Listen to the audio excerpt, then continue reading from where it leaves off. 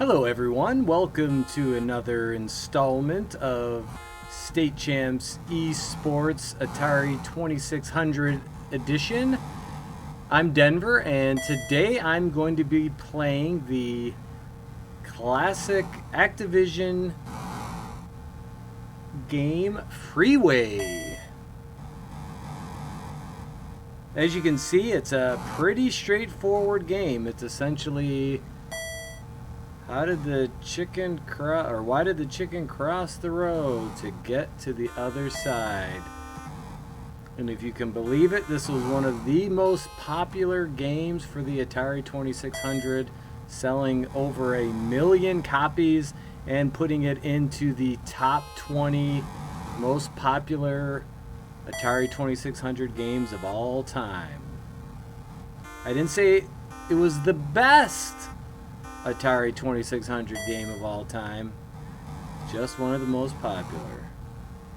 Before we get too deep into gameplay, let me thank all of our great sponsors. First and foremost being Lawrence Technological University in Southfield, Michigan. For more information on that great school, you can go to ltu.edu. You can check out their game art and game design programs, and they're even doing some great things with their eSports program. Their club team just took home the GG League's Michigan Spring Division B Championship the other night. And we will have highlights of that on our channel coming up here shortly, or you can just watch the entire game. Alright, now before I get any further, I also need to thank Army Michigan and Hungry Howie's Pizza, who's of course famous for flavor. They invented the flavored crust concept. That was them. And they are open and making up food to keep you sane in this crazy quarantine world that we're living in. All right. Now, let's get to some gameplay. As you can see, the chicken has to cross all lanes of the freeway, hence the title. And at first glance, you would say, why, this is just a Frogger ripoff. And you would probably be right. Now, there are some obvious differences between the two. Frogger is half road and half water or river or stream, whereas this is just all road. So it's not as complex or visually interesting as Frogger.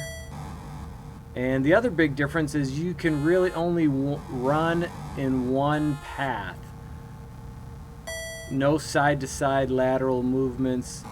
You can only run backwards and forwards, at least in this two-player edition. And I'm going to be 100% honest with you. I'm kind of embarrassed that I can't figure out how to toggle between the two-player and the one-player mode. So I'm currently playing in two-player mode, and I don't know how that is affecting the gameplay, if at all. Now, there are also some difficulty controls. So as you can see, you can kind of cycle through the different stages. Dang it, I got a little glitch in the system there. Okay, so let's start on the 8th level, and now you can see The vehicles are much bigger. They're moving a lot faster and at different rates of speed, so it's much harder to predict what they're going to do. And they will actually change speeds in midway across the screen, so they might start slow and then speed up, so it makes it definitely a lot more challenging. That is one of the novelties of this game as far as the difficulty levels that you can set. It does make it a bit more challenging. And you can see you don't really die in this game. Frogger, if you get hit by a car, or if you jump off the lily pad or log into the water, you will drown or get run over. Whereas here, if you get hit, you simply get bumped back a row, or 2 or 3 as in that case. And I will say this, the Frogger game had some great music. This is definitely more in the traditional Atari mode with just kind of nerve-wracking and, for the most part, annoying sound effects. I don't think there's any music in Freeway, at least not that I've found yet.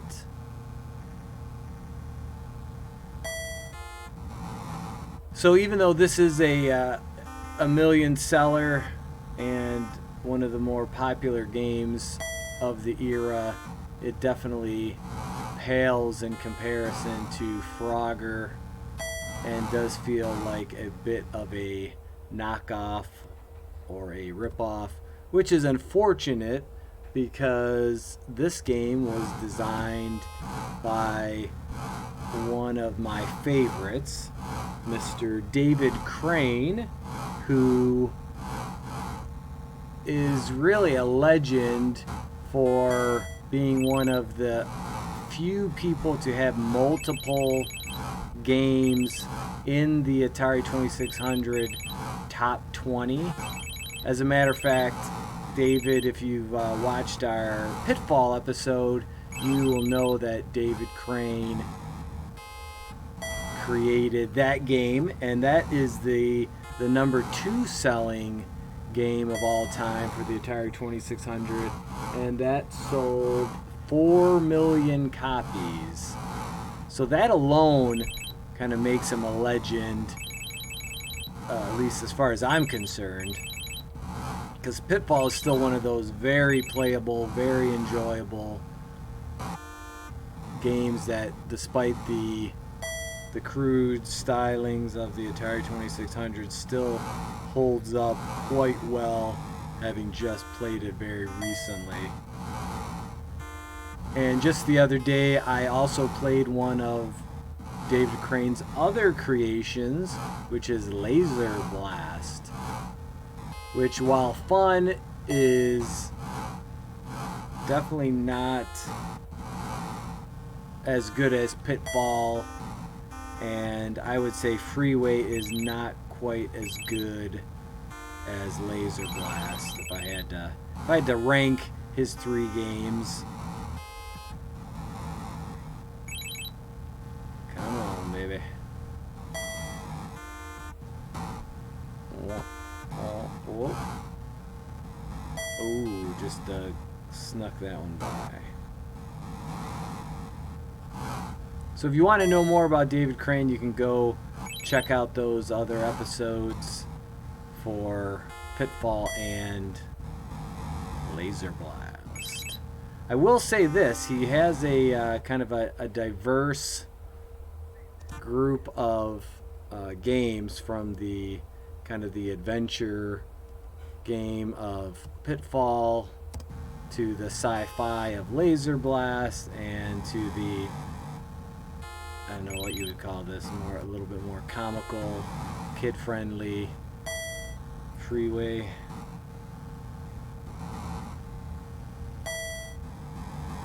He also did some work on Kaboom, which is another Activision title, although he was not the designer on that. And Kaboom is another million seller top 20 Atari 2600 game. So technically he's got his hands or fingerprints on 4 games, which might make him the most popular Atari 2600 game designer, at least quantity-wise, number of titles. And I've said it before and I'll say it again, Activision is probably my favorite, no, it's definitely my favorite game design developer company for the 2600. Atari really, as I've said it before, I'll say it again, they really just thrived on ports from their arcade games, which I guess from a business sense is smart, because those games were already popular, had brand and name recognition, and you didn't have to spend the time and energy to quote unquote come up with something from scratch. Whereas Activision, pretty much all or most of their games were original for the Atari 2600. Very few ports from arcade coin-op games.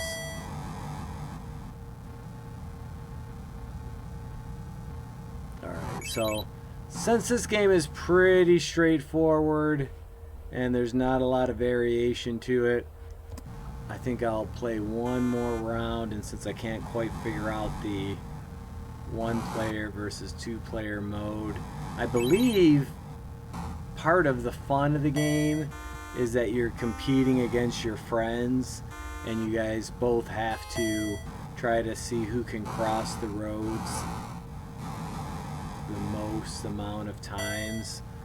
So I would imagine that the game is a lot more fun under those circumstances, and maybe I'll do a follow-up episode where I bring one of my kids on and have them go toe-to-toe against me, see how they can do.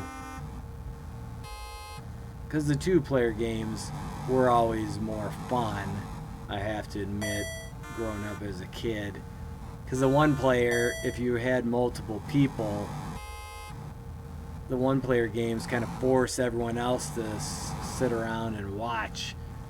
Where if you had somebody who was really, really good, you know, it could be fun to watch them. But on the other hand, if they were that good, then they were on the game the whole time, and you never had a chance to jump in there. So this looks like it's really a fun game for 2, I would imagine. Which also, again, makes it a little bit different from Frogger, which might have had a 2-player option, but you definitely did not compete on the screen at the same time. I believe Frogger was one of the alternating 2-player games where you would go until you died, and then the next player would go and you would go back and forth. So, but at least now we've kind of covered our David Crane trilogy of games with Pitfall, Laser Blast, and now Freeway. So I hope you've enjoyed watching this. I mean, it's definitely a classic game in the sense that I remember it well, and I played it many times, and like I said, it was a million seller, so it's definitely up there in the top Atari games, at least as far as popularity. Playability so far, like I said, the 1-player mode, not one of the better games I've played so far.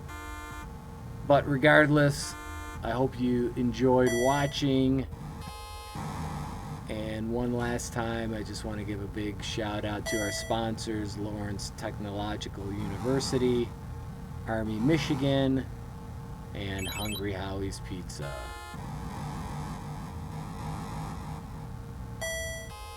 Leave me a comment if you want me to play a game in particular for the Atari 2600. And until then, I'll see you next time. Thanks for watching.